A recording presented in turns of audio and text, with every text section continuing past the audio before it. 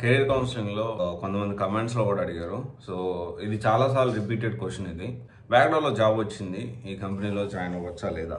So 90% మనం కొన్ని steps follow అయితే ఖచ్చితంగా బ్యాక్డోర్ లో జాయిన్ అయ్యేటప్పుడు ఆ కంపెనీ జెన్యూన్ కాదో తెలుసుకోవచ్చు. అయితే ఫస్ట్ ఆఫ్ ఆల్ బ్యాక్డోర్ లో జాబ్ లో జాయిన్ అయితే అది ఎప్పుడు ఉంటుందో ఎప్పుడు పోతుందో తెలియదు. అండ్ ఇంతకుముందు నాకు తెలుసు, బట్ ఏంటి అంటే నాన్ ఐటీలో కూడా బ్యాక్డోర్ కోసం ట్రై చేస్తున్నారు.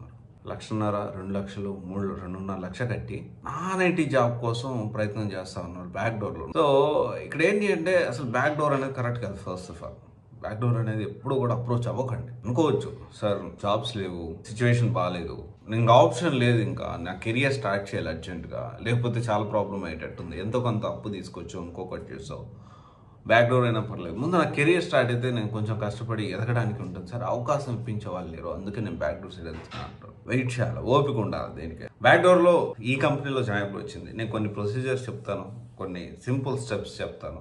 అండ్ అవి కూడా మీకు అర్థం కాకపోతే డెఫినెట్లీ కంపెనీ ఏంటి అనేది డీటెయిల్స్ నాకు పంపించే నేను మన టీం ద్వారా ఇన్ఫర్మేషన్ ఈ కంపెనీ జెన్యూనా కాదని తెలుసుకొని మీకు అప్డేట్ చేయడం జరుగుతుంది. అయితే బేసిక్ ఇక్కడ ఏంటి అంటే బ్యాక్డోర్లో ఈ కంపెనీలో జాబ్ వచ్చింది తెలుసుకోవచ్చు అంటే ఫస్ట్ ఆఫ్ ఆల్ ఎంసీఏ పోర్టల్లో యాక్టివా ఇన్యాక్టివ్ అనేది మనం ఖచ్చితంగా తెలుసుకోవాలి. మినిస్ట్రీ ఆఫ్ కార్పొరేట్ అఫైర్స్ ఉంటుంది, ఇది యాక్టివా ఇన్యాక్టివ్ అని మనం ఖచ్చితంగా తెలుసుకోవాలి.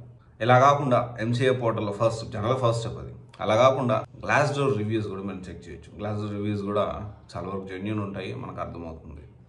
ఈ 2 స్టెప్స్లో కూడా మనకు అర్థం కాకపోతే లింక్డ్ఇన్ ప్రొఫైల్ ద్వారా ఆ కంపెనీలో పనిచేస్తున్న వాళ్ళ కనెక్షన్స్ కనెక్ట్ అయ్యి వాళ్ళతో కొంచెం రిక్వెస్ట్ చేసి, ఏం సార్ పరిస్థితి, నేను జాయిన్ అవ్వాలనుకున్నా, నాకు ఆఫర్ లెటర్ వచ్చింది అంటే ఎలా చెప్తారంటే, ఇప్పుడు మీకు జాబ్ బ్యాక్డోర్లో జాయిన్ అవ్వాలనుకుంటున్నా, బ్యాక్డోర్లో ఎంత డబ్బులు కట్టాను ఈ కంపెనీలో, అలా కాకుండా ఒకవేళ నిజంగా జెన్యూన్ కంపెనీ అయితే మళ్ళీ మీకే ప్రాబ్లం అవుతుంది. అలా కాకుండా నాకు ఆఫర్ లెటర్ వచ్చింది ఈ కంపెనీలో జాయిన్ అవ్వచ్చా, పరిస్థితి ఎలా ఉంది, ప్రాజెక్టులు అన్నీ బాగానే ఉన్నాయా అన్నట్లు అడగండి. ఖచ్చితంగా ఇన్ఫర్మేషన్, యాక్యురేట్ ఇన్ఫర్మేషన్ అనేది వస్తుంది. ఒకరు కాకపోతే ఒకరైనా ఖచ్చితంగా సమాధానం అయితే చెప్తారు. సో ఇవన్నీ కూడా కాకపోతే ఆ కంపెనీ అడ్రస్ తెలుసుకొని ఆ కంపెనీ అడ్రస్ దగ్గర ఆఫీస్ టైమింగ్స్లో అక్కడ ఉంటే ఈ కంపెనీలో వర్క్ చేస్తున్నాను అన్నట్టు మీరు చెప్పుకొని అలా కూడా ఇన్ఫర్మేషన్ గ్యాదర్ చేయొచ్చు. ఇది కొంచెం కష్టమైన పనే, బట్ స్టిల్ ఖచ్చితంగా నాకు ఆప్షన్ లేదు అంటే ఇది కూడా ఒక ఆప్షన్, యాక్యురేట్గా మనం తెలుసుకోవడానికి అవకాశం ఉంటుంది. సో ఇవన్నీ కూడా కాకుండా మనం జాయిన్ అయిన దాకా మనం తెలుసుకోలేకపోతే, జాయిన్ అవ్వకముందు ఇవన్నీ తెలుసుకోలేకపోతే ఖచ్చితంగా లింక్డ్ఇన్ ద్వారానే తెలుసుకోండి. సో ప్రయత్నం చేయండి. సో ఆ కంపెనీలో వర్క్ చేస్తున్న వాళ్ళు ఏంటి అనేది, ఆ కంపెనీలో ప్రయత్నం చేస్తున్న వాళ్ళు ఏంటి అనేది మనకు ఖచ్చితంగా అర్థమవుతుంది.